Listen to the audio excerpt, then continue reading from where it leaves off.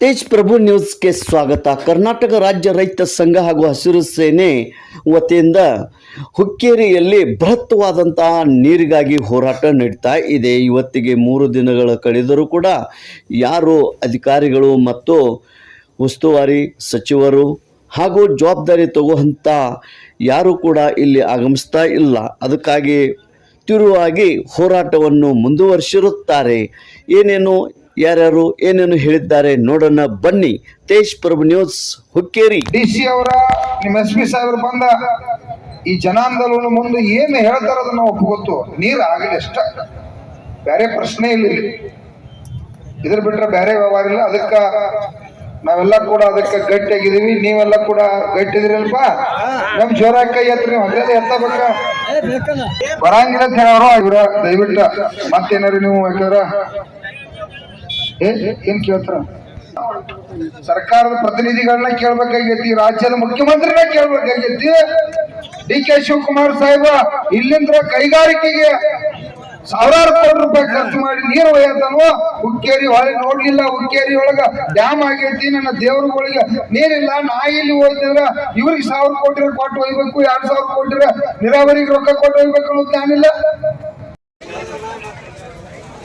ಇವತ್ತಿನ ದಿವಸ ನಮ್ಮ ಹುಕ್ಕೇರಿಯಲ್ಲಿ ಏನು ನಮ್ಮ ರೈತ ಸಂಘದ ಹೋರಾಟ, ನಮ್ಮ ಹುಕ್ಕೇರಿ ತಾಲೂಕ ಸಂಪೂರ್ಣವಾಗಿ ನೀರಾವರಿ ಆಗ್ಬೇಕಂತ ಹೇಳಿ ಹೋರಾಟ ಇಟ್ಕೊಂಡಾರೆ. ಈ ಸಭೆಯಲ್ಲಿ ಉಪಸ್ಥಿತಿರುವಂತ ನಮ್ಮ ರೈತ ಸಂಘದ ರಾಜ್ಯ ಅಧ್ಯಕ್ಷರಾದಂತ ಚೊನಪನ ಪೂಜಾರಿ ಅವರೇ, ಗೌರವ ಅಧ್ಯಕ್ಷರಾದಂತ ಶಶಿಕಾಂತ್ ಗುರೂಜಿ ಅವರೇ, ಹಾಗೆ ವೇದಿಕೆ ಮೇಲೆ ಉಪಸ್ಥಿತಿರುವಂತ ಎಲ್ಲ ನಮ್ಮ ರೈತ ಸಂಘದ ಎಲ್ಲ ಮುಖಂಡರೇ, ಇಲ್ಲಿ ಸೇರಿದಂತ ಇವತ್ತು ನನ್ನ ಹುಕ್ಕೇರಿ ತಾಲೂಕಿನ ಎಲ್ಲ ಹಿರಿಯರೇ, ತಾಯಂದಿರೇ ಮತ್ತು ಯುವಕ ಮಿತ್ರರು, ಈಗ ಸತತವಾಗಿ ಹುಕ್ಕೇರಿಯಲ್ಲಿ ಸಂಪೂರ್ಣ ನೀರಾವರಿ ಮಾಡಕ್ಕೆ ಏನೇನು ಕ್ರಮಗಳು ತಗೋಬೇಕಂತ ನೀವು ನಮ್ಮ ರೈತ ಸಂಘದ ಅಧ್ಯಕ್ಷರು ಎಲ್ಲರೂ ಕೂಡ ಚರ್ಚೆ ಮಾಡಿದ್ರಿ. ಅಥವಾ ನಮಗೂ ಒಂದು ಆರೋಪ ಹಾಕಿದಾರೆ, ದತ್ತಿ ಕುಟುಂಬ ಒಂದು ಪ್ರತಿಷ್ಠಿತ ಕುಟುಂಬ, ಖರೆ ನೀರಾವರಿ ಮಾಡೋದು ಅಸಫಲ ಆಗಿರುತ್ತೆ. ನಾ ಚೊನಪನ್ನಾಗ ಮತ್ತ ಗುರುಜಿ ಅವರಿಗೆ ಒಂದ್ ಮಾತು ಹೇಳಾಕಿದ್ದೀನಿ. ಹುಕ್ಕೇರಿ ಮತಕ್ಷೇತ್ರ 2008 ತನಕ ಅವಾಗ ಎಂಕನ್ ಮಾಡಿದ್ರು, ನಮ್ಮ ಜೊತೆ ಅಟ್ಯಾಚ್ಮೆಂಟ್. ಅದಕ್ಕೆ ನಮ್ಮ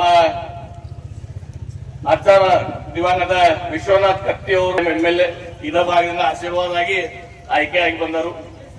ಅದಲ್ಲ, ನಮ್ಮ ತಂದೆ ದಿವಂಗತ ಉಮೇಶ್ ವಿಶ್ವನಾಥ್ ಕತ್ತಿ ಅವರು ಇದ ಭಾಗದಿಂದ 8 ಬಾರಿ ಶಾಸಕರಾಗಿ ಆಯ್ಕೆಯಾಗಿದ್ದರು. ಈಗ ಮೊನ್ನೆ 23ನೇ ಚುನಾವಣೆಯಲ್ಲಿ ಮತ್ತೆ ನಮ್ಮ ಜನರು ನಮಗೆ ಆಶೀರ್ವಾದ ಮಾಡಿ, ಮತ್ತೆ ನನಗೆ ಆಶೀರ್ವಾದ ಮಾಡಿ ಈ ಭಾಗದ ಶಾಸಕರಾಗಿ ಆಯ್ಕೆ ಮಾಡಿದ್ದಾರೆ. ಕಳೆದ 50 ವರ್ಷದಿಂದ ನಮ್ಮ ಕುಟುಂಬ ಈ ಹುಕ್ಕೇರಿ ತಾಲೂಕದಲ್ಲಿ ರಾಜಕಾರಣ ಮಾಡಬೇಕು. ಅದ್ರೊಳಗೆ ನಾವು ಏನ್ ಮಾಡಿವು, ನಮ್ಮ ಹುಕ್ಕೇರಿ ಕ್ಷೇತ್ರ ಯಾವಾಗ ನಮ್ಮ ತಂದೆಯವರು ಹೇಳ್ಕೊಂಡು ಬಂದ್ರು, ಹುಕ್ಕೇರಿ ಮತಕ್ಷೇತ್ರ ಶಾಸಕ ನಾನು ಆದಾಗ ಒಟ್ಟ 16% ನೀರಾವರಿ ನಮ್ಮ ಮನಸ್ಸಿಗಳಲ್ಲಿ ಮುಂದಿರುತ್ತೆ.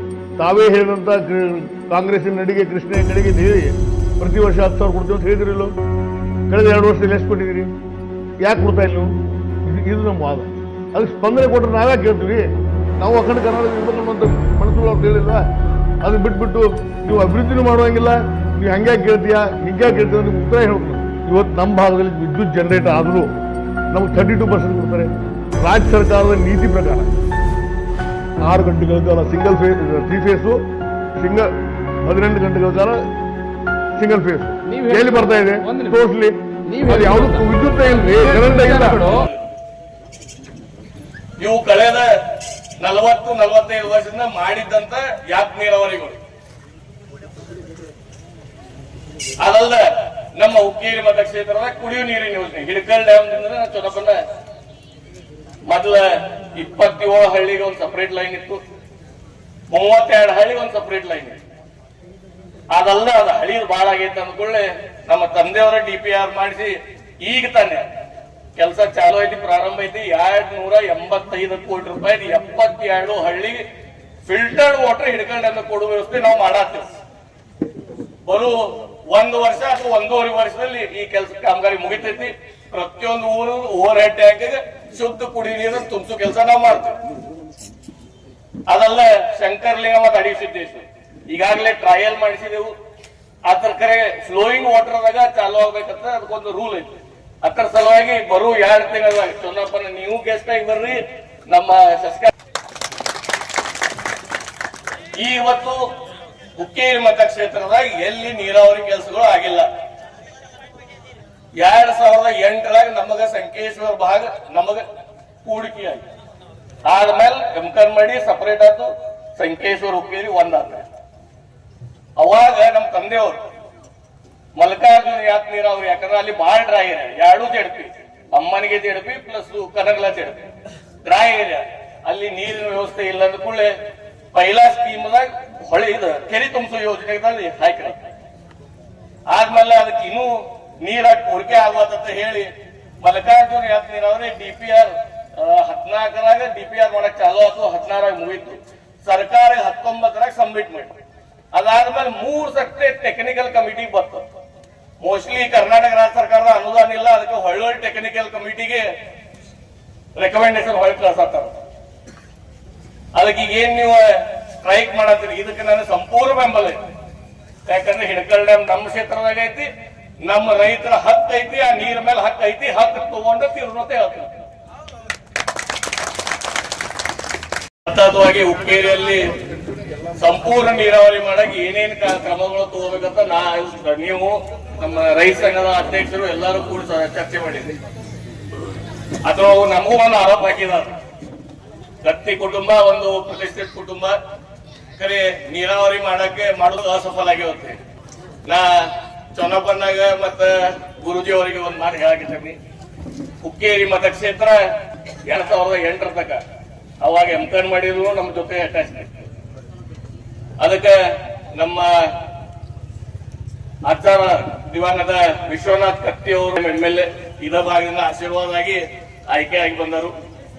ಅದಲ್ಲ ನಮ್ಮ ತಂದೆ ದಿವಂಗತ ಉಮೇಶ್ ವಿಶ್ವನಾಥ್ ಕತ್ತಿ ಅವರು ಇದ ಭಾಗದಿಂದ 8 ಬಾರಿ ಶಾಸಕರಾಗಿ ಆಯ್ಕೆಯಾಗಿದ್ದರು. ಈಗ ಮೊನ್ನೆ 23ನೇ ಚುನಾವಣೆಯಲ್ಲಿ ಮತ್ತೆ ನಮ್ಮ ಜನರು ನಮಗೆ ಆಶೀರ್ವಾದ ಮಾಡಿ, ಮತ್ತೆ ನನಗೆ ಆಶೀರ್ವಾದ ಮಾಡಿ ಈ ಭಾಗದ ಶಾಸಕರಾಗಿ ಆಯ್ಕೆ ಮಾಡಿದ್ದಾರೆ.